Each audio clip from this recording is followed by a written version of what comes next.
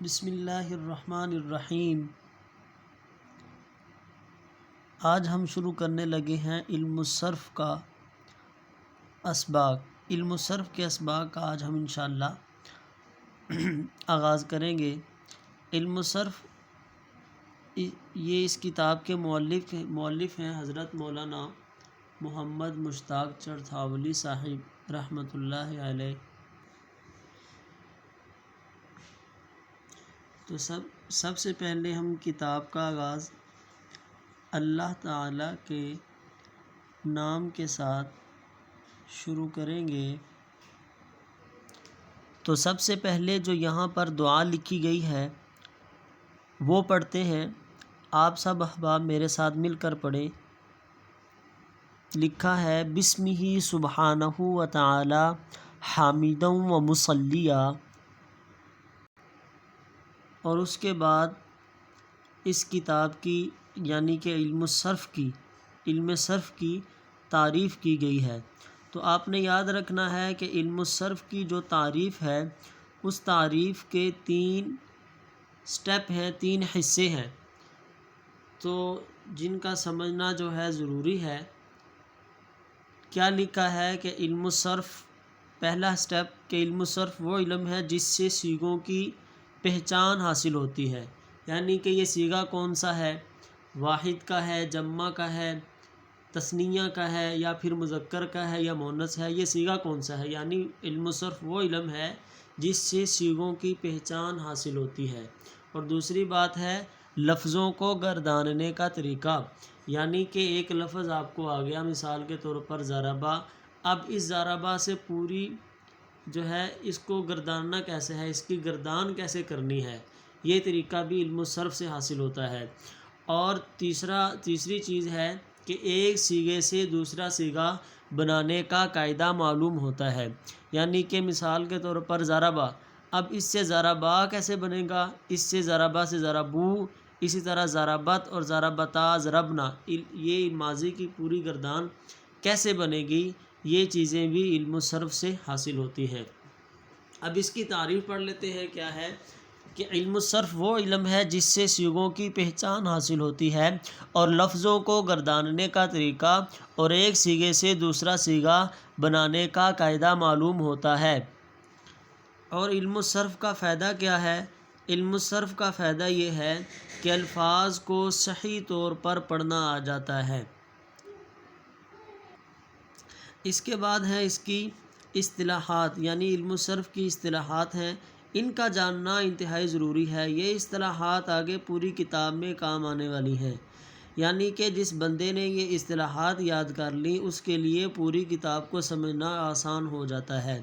اب ہم پڑھتے ہیں کہ ہمارے ہاں تو لفظ استعمال ہوتا ہے پیش، لیکن عربی میں اس کو کہتے ہیں ضمہ۔ لکھا ہے کہ ضمہ پیش کو کہتے ہیں، فتحہ زبر کو اور کسرہ زیر کو کہتے ہیں۔ ضمہ، فتحہ، کسرہ، یہ چیزیں آپ نے یاد رکھنی ہے۔ ضمہ کسے کہیں گے؟ پیش کو، فتحہ زبر کو اور کسرہ زیر کو کہتے ہیں۔ اسی طرح ہے تنوین۔ تنوین 2 زبر، 2 زیر اور 2 پیش کو کہتے ہیں۔ 2 زبریں مثال کے طور پر جس طرح آپ نورانی قاعدے میں پڑھتے ہیں، با 2 زبر بن، با 2 زیر بین، با 2 پیش بن، تو یہ تنوین ہے، یعنی 2 زبر، 2 زیر، 2 پیش کو تنوین کہا جاتا ہے۔ اسی طرح لفظ ہے حرکت۔ زبر زیر پیش کا نام حرکت ہے۔ حرکت کوئی بھی زبر ہو، چاہے 1 زبر ہو، 2 زبر ہوں، بس زبر زیر پیش کا نام کیا ہو جائے گا؟ حرکت ہو جائے گا۔ اور سکون، سکون کسے کہتے ہیں؟ سکون اور جزم، جس حرف پر حرکت نہ ہو اسے جہاں پر حرکت نہ ہو وہاں اسے کہیں گے سکون، اور اسے جزم بھی کہیں گے۔ اور جس حرف پر تشدید کسے کہیں گے؟ ایک حرف کو 2 بار پہلے کو سکون کے ساتھ اور دوسرے کو حرکت کے ساتھ پڑھنا، جیسے لفظ عزا۔ لفظ عزا کیا ہے؟ یہ لفظ عزا دیکھیے کہ یہاں پر یہ تشدید ہے ضاد کے اوپر اور فتحہ سے نیچے۔ اب یہ جو علامت ہے یہ علامت تشدید کی ہے۔ علامت تشدید کی کیسے تشدید کی ہے؟ اور یہ جس حرف پر ہے وہ ہے ضاد، تو کیا کہتے ہیں، اس کو 2 بار پڑھا گیا ہے تشدید. 2 بار کیسے پڑھا گیا ہے؟ عین ضاد زبر از، ضاد زبر زا.